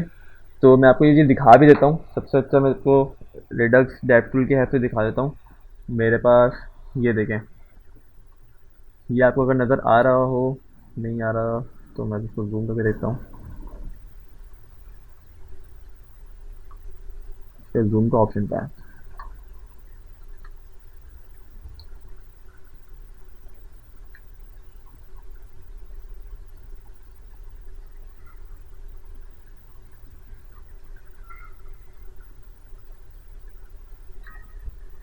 सही है। ये मेरे पास रिडक्स का डेव टूल एक्सटेंशन है, जो मैंने एच में किया था, जो उस दिन मुझे करने में मसले हो रहे थे। तो वो मैंने गलती से जो है वो रिएक्ट डेव टूल करवा दिया था। असल में इसका नाम रिडक्स डेव टूल है। मैं आपको स्टेट दिखा देता हूँ। मैंने स्टेट कनेक्ट करवाई थी अपने स्टोर से, इसको एक्सटेंशन से, with the help of Redux dev tool extension, जो मैंने पैकेज में करवाया था कल परसों। तो मेरे पास यहाँ पे देखो, मेरे पास दो स्टेट थी जो मैं यहाँ पे दिखाई थी, कोविड डेटा और स्पेसिफिक कंट्री डेटा। अभी फ़िलहाल इस पेज के ऊपर मैंने कोई सर्च वर्च नहीं किया हुआ, कुछ भी नहीं किया हुआ। तो मेरा जो है वो स्पेसिफिक कंट्री डेटा का जो स्टेट है वो फ़िलहाल नल है, अभी कुछ भी नहीं है इसके अंदर। लेकिन जब मेरे पास जो है, मैंने वेबसाइट को लोड किया, तो लोड करने में मेरे पास क्या होगा, मेरे पास सारी के सारे डेटा उठकर आ जाएंगे। अब ये डेटा कहाँ से उठकर आ रहे हैं, किस तरह से मैनेज हो रहे हैं, वो मैं दिखाता हूँ अभी आपको। फिलहाल मेरा काम तो ये दो स्टेट दिखाना, इसमें कोई कन्फ्यूजन तो नहीं है। ये दो स्टेट यहाँ पे बने हुए हैं, कोविड डेटा की और specific country data. Covid data के अंदर मेरे पास वो सारी चीज़ें आ रही हैं, सारे एप्लीकेशन जो मैंने एपीआई रन की हुई थी, ये सारे के सारे उठकर आ रहे हैं। तकरीबन 223 कंट्री के डेटा उठकर आ रहे हैं मेरे पास। और स्पेसिफिक कंट्री डेटा तब डालूंगा जब मैं उसके अंदर अपने को कोई ना कोई सर्च करूंगा। उस सर्च करने पे क्या होगा, मेरे पास सिर्फ उस कंट्री का डेटा उठ के इस स्टेट के अंदर आएगा। मैं अब जल्दी से इसको कोड दिखा देता हूँ, ये काम किस तरह से हो रहा है। अच्छा, ये काम एक्शंस के थ्रू हो रहा होगा। अगर मैं इसमें जाऊँ, आपके कोविड डेटा के अंदर ये उठ के कहाँ से आ रहा है, मैं वो दिखा देता हूँ। कोविड डेटा में उठ के कहाँ से आ रहा है, मैं जाता हूँ आपके पास कंट्री डेटा के एक्शंस में। तो ये देखिए, मैंने यहाँ पे एक फंक्शन बनाया हुआ है सिंपल सा, रिट्रीव डेटा, जो मैंने उस दिन बनाया हुआ था। रिट्रीव डेटा बनाया हुआ है, उसको मैंने एसिंग रखा है। एसिंग क्यों रखा है, ताकि मैं जो हूँ किसी भी थर्ड पार्टी एपीआई पे कॉल कर रहा हूँ, तो वो एक प्रॉमिस है। एक प्रॉमिस जो है वो टाइम लेता है कुछ ना कुछ। तो मुझे मुझे उसको जो है एसिंक्रोनस करना पड़ेगा, उसको ऐसा बैकग्राउंड डेटा, बैकग्राउंड टास्क में डालना पड़ेगा, ताकि मेरा जो कोड का जो फ्लो है वो ख़राब ना हो। तो अब मैं क्या करूँगा, मैंने एसिंग किया, मैंने यहाँ पे अपनी एपीआई को हिट किया। ये एपीआई मैंने दिखाई थी पोस्टमैन पे, मैं वापस दिखाया था, वो पोस्टमैन इंस्टॉल है। ये वापस से दिखाया था कि एपीआई हिट करने पे मेरे पास डेटा आ क्या रहा है। पहले ये देख लेते हैं।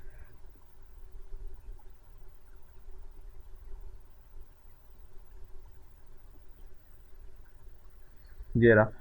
मैंने डेटा को गेट किया, तो मेरे पास सेम सेम यूआई है, यूआई बोल रहा हूँ, सेम हमारे पास लिंक है, यूआरएल है। उसके डेटा पे गेट करने पे मेरे पास ये पूरी कंट्री के डेटा आ रहे थे।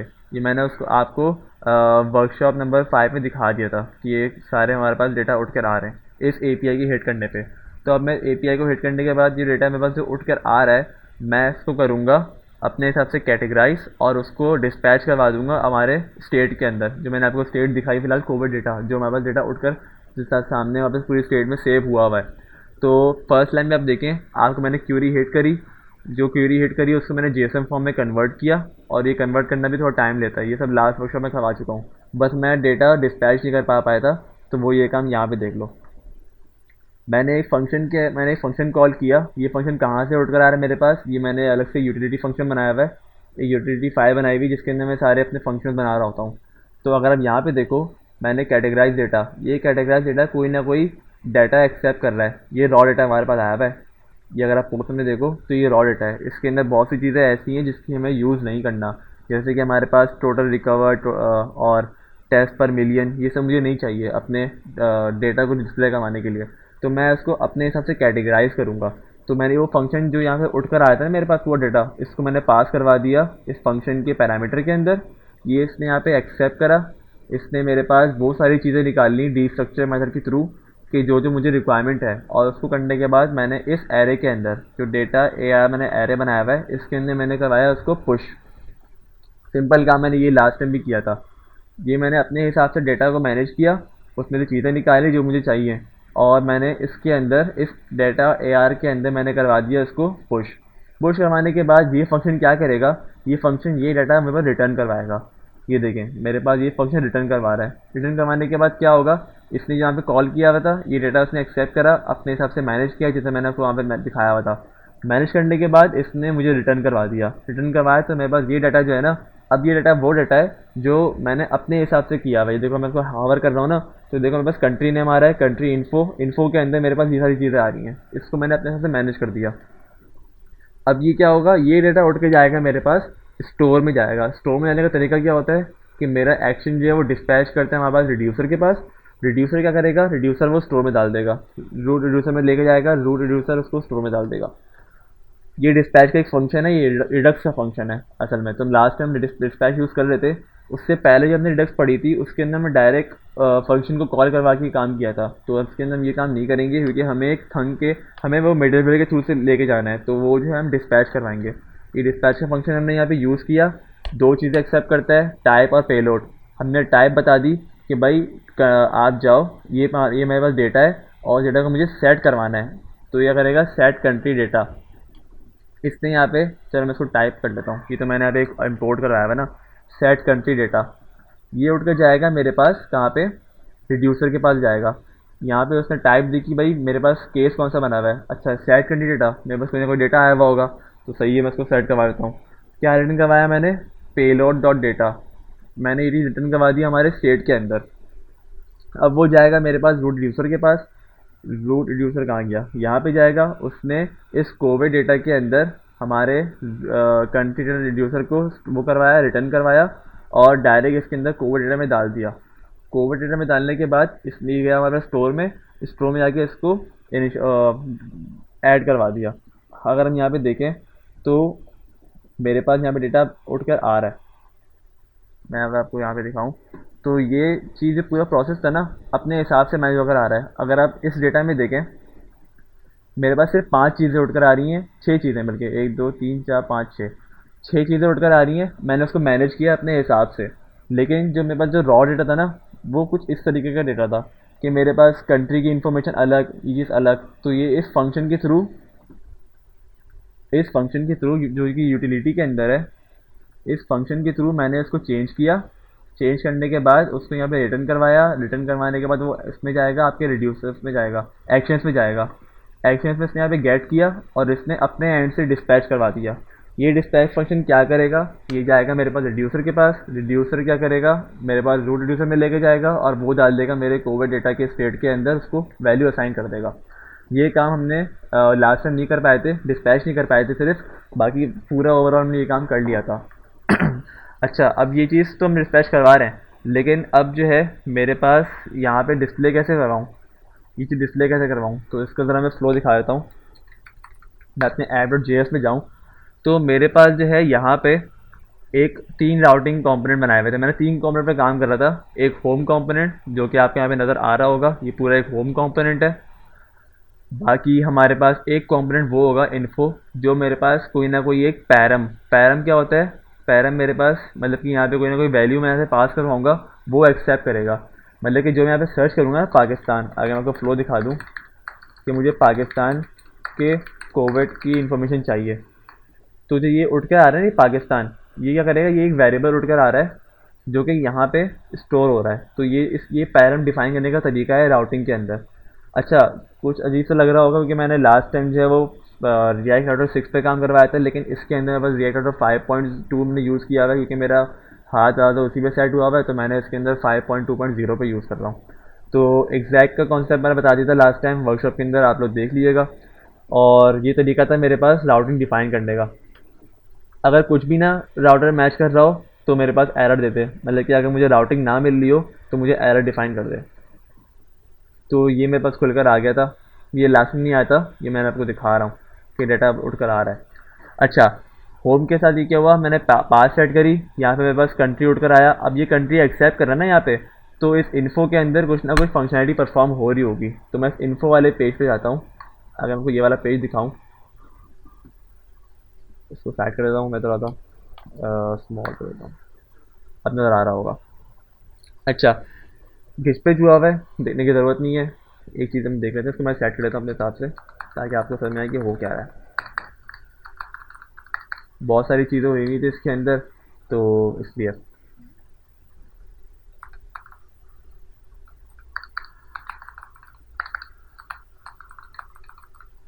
ये सिंपल काम हुआ हुआ है। अच्छा, ये इन्फो जो है ना, प्रॉप्स, ये सारे प्रॉप्स हैं।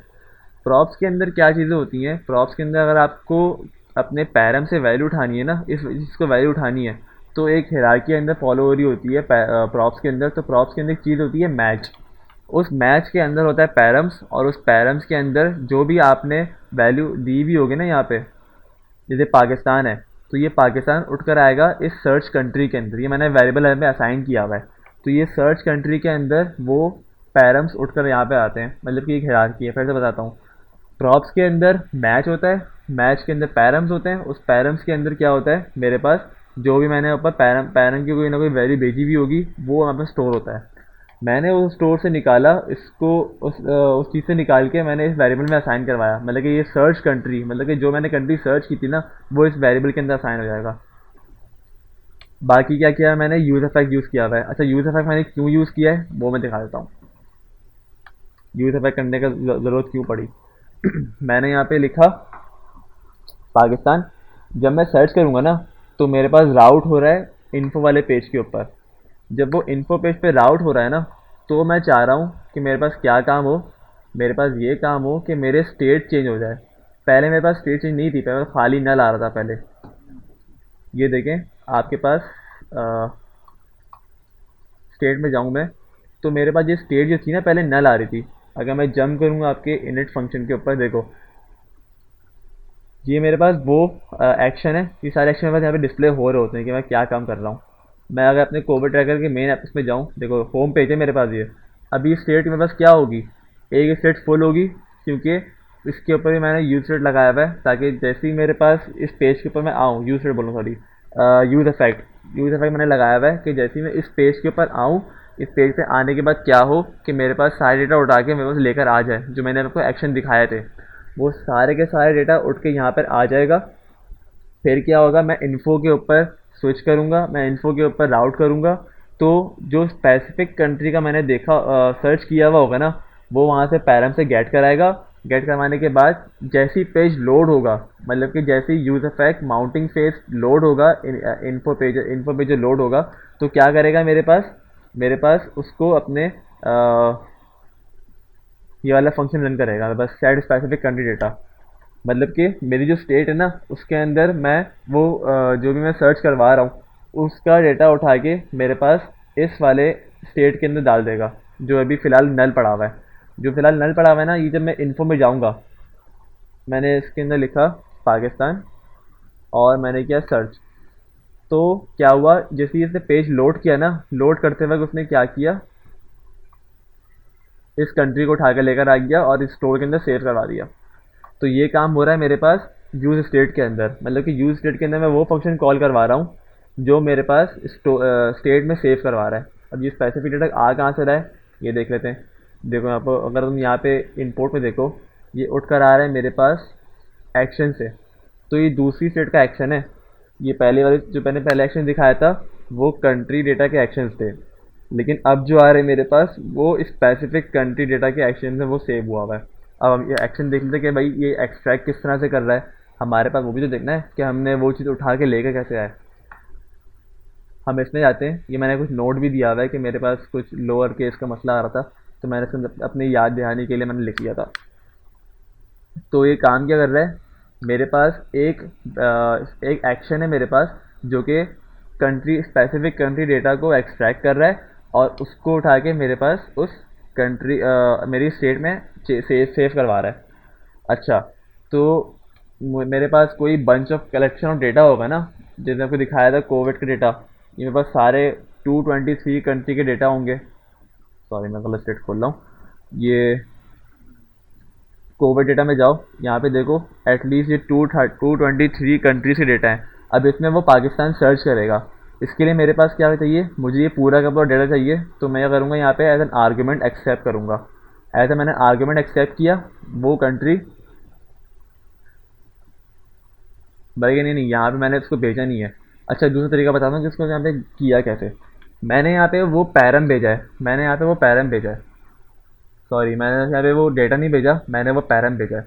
अगर मैं आपको दिखाऊँ आपके इन्फो वाले पेज पे, तो जैसे ही मैंने वो पैरम से सर्च कंट्री निकाली, उसका नाम ये पाकिस्तान मैंने लिया है ना, पाकिस्तान उठ के जाएगा इस डेटा के ऊपर, इस डाटा के सॉरी फंक्शन में जाएगा। इस फंक्शन में जाने के बाद उस फंक्शन के अंदर आप जाओ तो वो उसको एक्सेप्ट कर रहा है।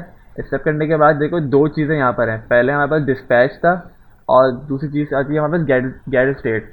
अच्छा, रिडक्स के अंदर जो है आपके पास जो भी एक्शंस होते हैं ना, वो एक्शंस डायरेक्ट उसको एक अलाउ होता है कि वो डायरेक्ट स्टेट को गेट करवा सके। क्योंकि सिर्फ ये काम सिर्फ एक्शंस में हो सकता है कि आप एक्शंस में क्या कर सकते हो, उस स्टेट को जो है गेट करवा सकते हो इस दूसरे पैरामीटर के अंदर गेट स्टेट के नाम से। ये एक फंक्शन है जो कि आपके पास स्टेट लेकर आ जाता है। अगर हम यहाँ पे देखो कि मेरे पास पूरे का पूरा स्टेट बोला स्टोर लेकर आता है, ये पूरा स्टोर लेकर आया, उसमें से मैंने एक्सट्रैक्ट कर लिया कोविड डेटा। तो मतलब कि मेरे पास जो है अब यहाँ से मैं डायरेक्ट कर रहा हूँ, मुझे किसी पैरम से भेजना नहीं पड़ रहा, मुझे इसकी वजह से किसी कंपोनेंट को लिंक नहीं करवाना पड़ रहा। मैं इस एक्शन में जा रहा हूँ, एक्शन को डायरेक्ट एक्सेस है स्टेट का, तो मैं डायरेक्ट उस स्टेट में गया और स्टेट में नहीं गया, मैंने डायरेक्ट इस एक्शन के हेल्प से गेट स्टेट के मेथड से मैंने उस स्टेट को गेट कर लिया। यहाँ पे मैंने इसको स्टोर करवाया। अब इसके ऊपर मैं करवाऊँगा एरे मेथड का एक फंक्शन रन करवाऊँगा, फाइंड एरे मेथड। ES6 का बहुत सारे मेथड होते हैं। एरे मेथड जैसे कि फाइंड हो गया, फॉर ईच हो गया, मैप हो गया, और इस तरह से फाइंड और सम, इस तरह के बहुत सारे होते हैं एरे मेथड्स। तो मैंने उसमें से यूज़ किया फाइंड, क्योंकि मुझे फाइंड यूज़ करना था। मैंने फाइंड यूज़ किया। मैंने ये क्या काम किया, मैंने इसके अंदर फाइंड यूज़ करने के बाद उस कंट्री बारे के कंट्री उठकर मेरे पास यहाँ पे आ रहे होंगे बारी बारी इस कोविड डेटा के अंदर, मतलब कि वो बारी बारी कंट्री डेटा उड़कर आएंगे और उसका जो नाम होगा ना कंट्री नेम, अगर आप यहाँ पे देखो स्टेट के अंदर, तो मैंने यहाँ पे कंट्री नेम पास किया हुआ है। अब जैसे कि अफ़गानिस्तान है, पहले उठकर आएगा अफ़गानिस्तान। अच्छा, अफ़गानिस्तान पाकिस्तान से मैच हो रहा है, नहीं हो रहा, सही है, उसको रिजेक्ट कर दिया उसने। जैसे ही वो सारे कंट्री को सर्च करने के बाद उसको पाकिस्तान मिलेगा ना, वो क्या करेगा, आपके डेटा को उसके अंदर सेव करवाएगा, इस डेटा के अंदर सेव करवाएगा और उसको डिस्पैच कर देगा। अगर उसको कुछ भी नहीं मिलता, कुछ भी नहीं मिलता, तो वो मेरे पास एरे इस एरे वाले पेज के अंदर पुश करवा देगा मेरा ये पेज। लेट सपोज मैं आपको दिखाऊं इसको कि मेरे पास अभी पाकिस्तान है। अच्छा, डेटा में दिखा देता हूँ आपको। मेरे पास पाकिस्तान हो गया, अंगोलिया, अच्छा ये सारे हैं। एक कोई ऐसी चीज़ जो कि इसमें ना हो, या कोई कंट्री का नाम ना हो। चलो मैं इसके अंदर देता हूँ, ये कंट्री का नाम नहीं है, ये मैंने रैंडम डाला हुआ है। मेरे पास क्या आ रहा है, कंट्री डॉट नॉट फाउंड। ये क्यों आ रहा है, वो इस फंक्शन की हेल्प से आ रहा है। मतलब कि आपके पास ये जो अजीब से नाम मैंने यहाँ पे मेंशन किया था, ये जो AS ये सब मैंने नाम मेंशन किया हुआ है, ये उठ के जा रहा है मेरे पास यहाँ पे ये कर रहा है मेरे पास पूरे के पूरे जो स्टेट मैंने डाली हुई है ना उसको बारी बारी चेक कर रहा है, किसी भी कंट्री में से मैच नहीं कर रहा। तो मेरे पास ये ऐसी कंडीशन चला रहा है कि मैं क्या कर रहा हूँ, मैं एरे अपने एरर वाले पेज के अंदर पुश करवा रहा हूँ, मतलब कि मेरा कुछ नहीं मिल रहा, तो मैं एरर वाले पेज को डिस्प्ले करवा रहा हूँ। ये पूरी फंक्शनैलिटी चल रही है इस वाले फंक्शन के से। अच्छा, अब क्या गया मैंने, ये फंक्शन जब मुझे मिल गया, मुझे पाकिस्तान मिल गया, पाकिस्तान का नाम मैंने डाला, मुझे भाई मेरे डेटा के अंदर पाकिस्तान का डेटा पड़ा हुआ है।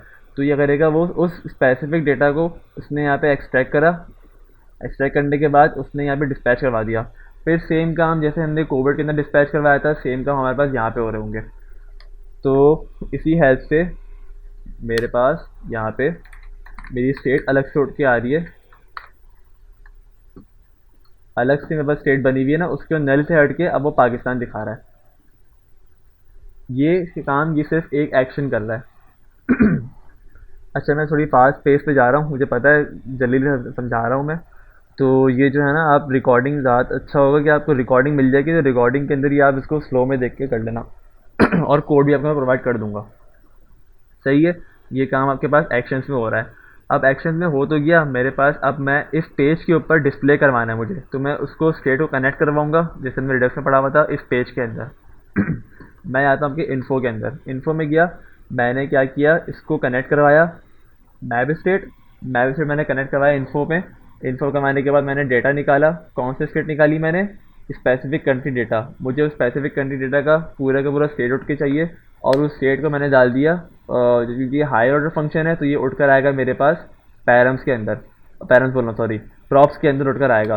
प्रॉप्स के अंदर मेरे पास ये उठ कर आया डाटा, डाटा के नाम से था ये डाटा, ये डाटा उठ कर आया। इस डाटा से को मैं एक्सट्रैक्ट करवा लूँगा, और उसमें कंट्री नेम मैंने यहाँ पे HTML में डाल दिया कि मेरे पास जहाँ पे कंट्री नेम आ जाए।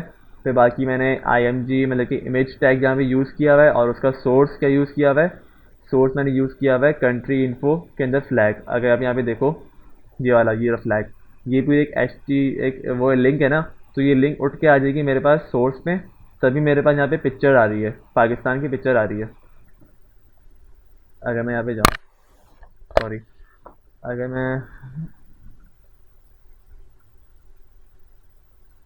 इसको तो मैं हटाऊँ, कैंसिल, कॉपी करूँ, ये किसका है, बुरुंदी नाम का कुछ भी है। अगर मैं इसको सर्च करूँ यहाँ पे, तो ये पिक्चर्स आपको डाटा प्रोवाइड खुद कर रहा है, वहाँ पे इस लिंक के अंदर प्रोवाइड हुई हुई है। तो इस तरीके से क्या होगा, वो SRC के अंदर वो लिंक डालेगा, और लिंक डालने के बाद पिक्चर यहाँ पे डिस्प्ले हो जाएगी। इसी तरीके से एक्टिव केसेस मैंने डेटा के अंदर डाला हुआ है, एक्टिव यहाँ पे वो कर निकाल रहा हूँ, इस डेटा के अंदर से मैं केस निकाल रहा हूँ। अच्छा, मैं क्वेश्चन मार्क भी लगाया हुआ है, क्वेश्चन मार्क इसलिए लगाया हुआ है क्योंकि ये चीज़ ज़्यादातर होती है कि आपके पास डेटा उठ के तो आ गया, डेटा कभी कभी लेट भी हो जाता है, क्योंकि हम डेटा रिएक्ट यूज़ कर रहे हैं। यूज़ इफेक्ट में क्या होता है कि जब आप पेज इनिशियल लोड कर रहे होते हो ना, फिलहाल लोकल स्टेट के अंदर, अभी लोकल मशीन के अंदर यूज़ कर रहे हैं, तो कोई ना कोई हमारे पास कोई डिले नहीं आ रहा, हम डायरेक्ट काम कर रहे हैं। तो इसलिए हमारे पास ये हमने चेक लगाया हुआ है कि अगर डाटा हो, ये मतलब कि एनी का है कि अगर डाटा ना हो ना तो कोई एरर ना दे मेरे पास, मतलब कि ये ना हो कि डाटा इज़ अनडिफाइंड। क्योंकि अगर ये चीज़ नहीं होगी, तो ये अगर ये नल होगी तो नल से आप कोई ना कोई प्रॉपर्टी नहीं निकाल सकते, वो अनडिफाइंड दिखा देगा, कोई एरर खोल देगा। तो मुझे ये एक चेक लगाया हुआ है मैंने कि अगर मेरे पास डाटा उठ के फ़िलहाल नहीं आया हुआ होगा ना, तो ये कुछ भी डिस्प्ले ना करे। जैसे कि अगर मैं आपको दिखाऊँ यहाँ पे, डायरेक्ट मैं यहाँ से चेंज करूँगा ना, तो 1 सेकंड का, अगर कुछ मिली सेकंड का पॉज आया हुआ होगा। अफगानिस्तान, देखो मेरे पास जो इमेज है ना, वो थोड़ा सा माइनर कुछ मिली सेकंड का गैप आ रहा है। मैं आता हूँ इंडिया, कुछ मिली सेकंड का गैप आया, जिस वजह से जो है वो पहले लोड नहीं हुआ था, और वापस उसने लोड कर दिया। तो अगर मैं यहाँ पे चेक ना लगाऊँ ना, तो मेरे पास एरर आ जाएगा। अगर मेरे पास डिस्प्ले ना हुआ होगा तो एरर आ जाएगा कि भाई ये अनडिफाइन है, तो ये पूरा मेरी एप्लीकेशन इस वजह से क्रैश हो सकती है। तो ये सिंपली मैंने क्या किया हुआ है, यहाँ पे एक चेक लगाया हुआ है। देखिए ये चीज़ क्लियर हुई कि मैंने स्टेट को यहाँ से कनेक्ट करा, मैंने उस एक्शन के थ्रू मैंने अपने आप को, अपने स्टेट को मैनिपुलेट करने के बाद उसको डिस्पैच करवा दिया था। सिंपल जो रिडक्स का पूरा फ्लो है वो चलेगा। फिर वहाँ से मुझे इन्फो के अंदर, इन्फो वाले पेज के अंदर डिस्प्ले करवाना था। यहाँ पे। तो मैंने उसको इस कंपोनेंट को मैंने कनेक्ट करवाया आपके स्टेट के साथ, उसमें से स्टेट निकाली मैंने, उसका डेटा निकाला और सिंपली यहाँ पे डायनेमिक वे में इसको डिस्प्ले करवा दिया। मेरा गला बैठ गया अभी। है कितने अभी फिलहाल बच्चे? अच्छा, ज़्यादा नहीं है। जितने भी हैं समझ में थोड़ा बहुत भी आया होगा ना, तो अगर आप वीडियो देख लोगे तो क्लियर हो जाएगा, अगर आपने पुराने कॉन्सेप्ट पढ़े हुए होंगे तो। चीज़ों की कन्फ्यूजन बस सिंपल काम हमने एप्लीकेशन के अंदर ये किया हुआ था। एपीआई हैंडल हो रही है आपके पुराने उसमें, एपीआई हमारी हैंडल हो रही है यहाँ पे कंट्री डिटेक्शन के अंदर। यहाँ पे हमारी एपीआई हैंडल हो रही है और उसको हम डेटा कैटेगराइज करवा रहे हैं और सेंड करवा रहे हैं। और दूसरे पेज के अंदर, इसको मैं हटा देता हूँ, और दूसरे पेज के अंदर इन्फो वाले पेज के अंदर हम उसको गेट करवा के डिस्प्ले करवा रहे हैं। सिंपल काम था, इसलिए मैंने कहा थी एप्लीकेशन ज़्यादा बड़ी नहीं है लेकिन कॉम्प्लेक्स हो सकती है बनाने में स्टार्टिंग में, तो इसलिए ये वाली एप्लीकेशन सेलेक्ट करवाई थी कि इसके अंदर हमारे हुक्स भी यूज़ हो गए, जैसे कि हमारा यूज़ इफेक्ट है, यूज़ इफेक्ट हमारे पास यूज़ हो गया, और इस तरह से हमारे पास डिडक्स भी यूज़ हो गई, एपीआई हैंडल भी यूज़ हो गई। अच्छा, जिसको मटेरियल यूआई नहीं आती वो पढ़ ले, पढ़ना चाह रहे हैं तो, क्योंकि मैंने इसके अंदर मटेरियल यूआई के हेल्प से ही ये पूरा डिज़ाइन किया हुआ है। जैसे कि ये नैफ बार है, ये आप देख रहे होगे, सर्च सर्च का मैंने डाला हुआ है, ये सारे मटेरियल यूआई है, तो आप इसको पढ़ लेना। ये चीज़ मैं नहीं पढ़ाऊँगा, ये मेरे कोर्स इसमें वर्कशॉप का पार्ट नहीं है। मेरा पार्ट ये था सिर्फ कि मैंने आपको यूज़र इफेक्ट सिखाना था, हुक सिखाने थे आपको, रिडक्स किस तरह से काम कर रही है एक रियल वर्ल्ड एप्लीकेशन के अंदर, किस तरह से उसको मैनेज किया जाता है, वो सब मैंने आपको दिखाना था। और सिंपल मैंने यहाँ पे डिस्प्ले करवाया हुआ है। ये हमारी छोटी सी एप्लीकेशन थी। उस टाइम डेटा के अंदर कोई ना कोई मसला आ रहा था उसको चेंज करने में, उसको डिस्पैच करने में, तो इसलिए हमारी एप्लीकेशन उस दिन नहीं बन पाई थी। बाकी इसका ये एप्लीकेशन कोई इतनी ज़्यादा बड़ी है भी नहीं। सिंपल से चेक लगाया हुआ है हमने कि अगर इसको ना मिले तो डायरेक्ट एरर दिखा दे, जो मिल जाए तो यहाँ पे डिस्प्ले करवा दे।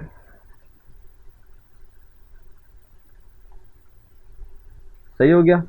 सबकी डाउट, कोई डाउट हो तो पूछ लो एप्लीकेशन के अंदर, या मैंने रिडक्स का फ्लो कोई।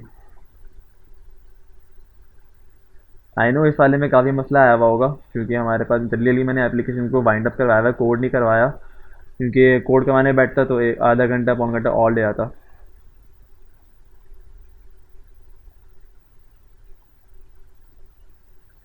अच्छा, किसी को ये मैसेज, अच्छा मैसेज आए हुए थे, मैंने देखा नहीं था। वर्कशॉप की गिटअप लिंक, सही है, मैं लिंक प्रोवाइड कर देता हूँ, ड्रॉप कर देता हूँ। बाकी लाइक यूज सेलेक्टर स्ट्रेचल, अच्छा स्ट्रेचल खा लें सर, हाँ यार वर्कशॉप के बाद खानी पड़ जाएगी। खैर है, कन्फ्यूजन नहीं है, सही है। अली को नहीं है, अच्छा और कोई? एनीवन? इस एप्लीकेशन से नहीं तो पुरानी वर्कशॉप से ही सही, जो हमने लास्ट अभी पढ़ी, कंपोनेंट लेवल ऑप्टिमाइजेशन, इसमें किसी को कोई कन्फ्यूजन?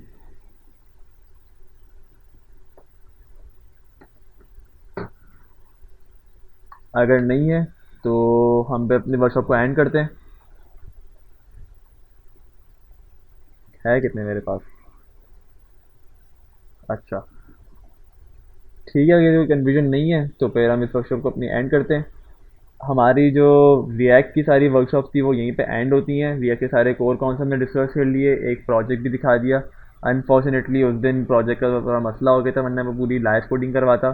खैर मैंने आज थोड़ा बहुत उसको फ्लो समझा भी दिया। जो हमारा मेन ऑब्जेक्टिव था इस पूरे एप्लीकेशन को बनाने का, जो मेन ऑब्जेक्टिव ये था कि हमें तीन चीज़ें समझनी थी एक रियल वर्ल्ड एप्लीकेशन में किस तरह से काम करते हैं। एक हमारे पास हुक्स हो गए, एक हमारे पास आपके एपीआई हैंडल किस तरह से हो रही है, रियल वर्ल्ड डेटा हम उठा के उसको स्टेट में किस तरह से पुश करवा रहे थे, क्योंकि लास्ट टाइम हमने सिर्फ काउंटर ऐप के ऊपर काम किया हुआ था, हमारे पास कोई एक्चुअल डेटा नहीं था। तो उस एक्चुअल डेटा को मैंने मैनेज करवाया है यहाँ पे, उसको स्टोर करवाया, मतलब कि रिडक्स इंप्लीमेंट करवाई यहाँ पे, और क्या किया, राउटिंग। ये तीन चीज़ें जो हमने लास्ट टाइम वर्कशॉप में कवर करवाई थी उसको हमने रियल वर्ल्ड एप्लीकेशन के अंदर भी देख लिया कि किस तरह से काम होता है। हमारी वर्कशॉप रिएक्ट की यहीं पे ख़त्म होती है सारी। अब जो नेक्स्ट से शुरू होगी, हम बैक एंड पे काम करना शुरू करेंगे नोड पे। नोड की जो पूरा जो हमारे पास लेआउट होगा वो मैं आप लोग को दिखा दूंगा। फिलहाल उसका लेआउट में कुछ चेंजेस करनी बाकी हैं, तो वो हो जाएंगे, उसके बाद मैं आप लोगों को इन्फॉर्म कर दूंगा। तो thank you so much for joining today. आज की वर्कशॉप में किसी को कोई कन्फ्यूजन और कोई कन्फ्यूजन हो तो मुझे जो है आप टेक्स्ट कर देना, ग्रुप में पूछ लेना, क्योंकि ग्रुप में पूछने का फ़ायदा ये होता है कि बाकियों के भी नॉलेज में इजाफा हो जाता है। तो आप ग्रुप में पूछ लेना, किसी को कन्फ्यूजन हो रिएक्ट के अंदर कोई भी चीज़ जहाँ फंस रहे हो तो मुझे ग्रुप पे पूछ लें। आज की वर्कशॉप यहीं पे एंड होती है। Thank you everyone for joining. अल्लाह हाफ़िज़।